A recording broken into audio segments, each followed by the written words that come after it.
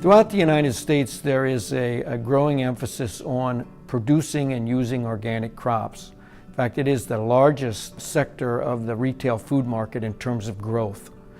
And consumers recognize organic as a natural, healthy, safe food source, and that's why they're very interested in it.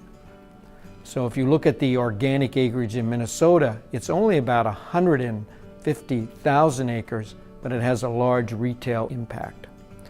So we are particularly interested in growing beans, in fact, dry beans, and these are legumes like soybeans, and we're interested in them because we feel that they can be integral parts of diets.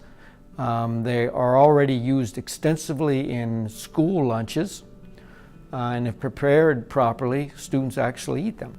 One of the things that I want farmers to have available to them is some choices in what they grow. Currently, when you look at the marketplace of what's available, the only thing there for them are either old varieties that have been grown for a long time or new ones that are specifically for conventional production. There's nothing out there necessarily for organic growers, and there's not a lot of variation, not a lot of unique material that they can tap into that they can be really confident will grow well in Minnesota. So what I would like growers to be able to do is say, I want to grow organically. I have, for instance, an urban market in mind. What can I grow that gives me a leg up in the market? And provide for them then some unusual types of beans that would be particularly interesting and for restaurants or for co-ops or for urban markets, and be able to plug into that. That sort of a market, I think, is going to give them some new opportunities in terms of even their income, because of, first of all, it's organic, and second of all, not everybody has the material, so they have something unique, and maybe they can be a price maker instead of a price taker like they have to be with other materials. My name is Michael Sadowski, and I'm in the Department of Soil, Water, and Climate, and I'm director of the Biotechnology Institute.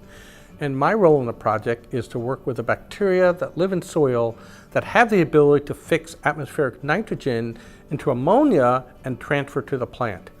So in this project, the main goal was to isolate Rhizobia from organic farming fields, find out which ones are the most effective, grow them up, and then transfer those to farmers working in organic fields to increase plant yields. Now, the soils contain a large number of these bacteria, and we thought that they might vary by site. So there was a lot of different sites we evaluated and a lot of different Rhizobia that we evaluated.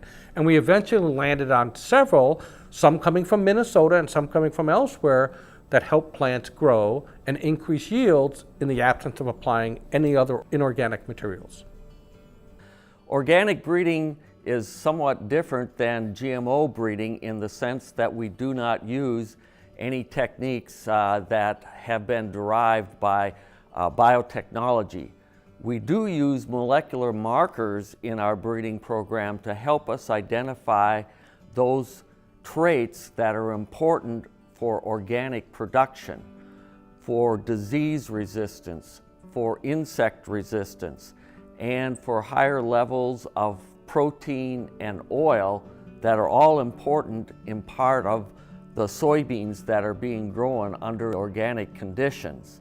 As a result of working on this grant, we feel that we've developed a system that can be utilized for developing organic varieties of not only soybeans and dry beans, but also of other crops that are needed in the organic production system. Things perhaps like corn or wheat, oats, maybe even potatoes and some other root crops, where varieties can be developed specifically for the organic production system, and then those can supply the markets that are demanding the organic foods that people want.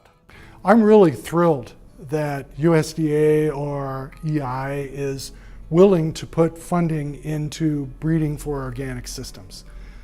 I've been doing this for 35 years, that is bean breeding.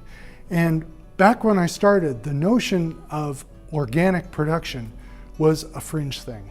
And the idea of breeding for organic systems was so far out there, it's not something that I really could have done.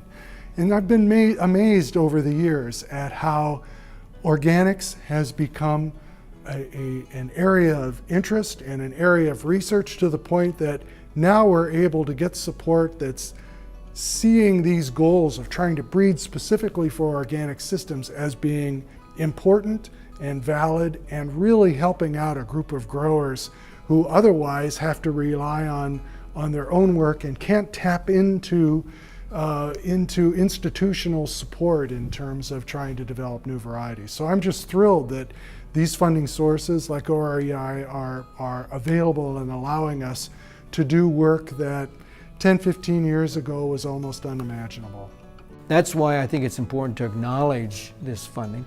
It's funding provided by really all the people in the United States to produce healthy foods, organic foods. This research was supported by the National Institute of Food and Agriculture, the U.S. Department of Agriculture, and is part of the Organic Agriculture Research and Extension Initiative.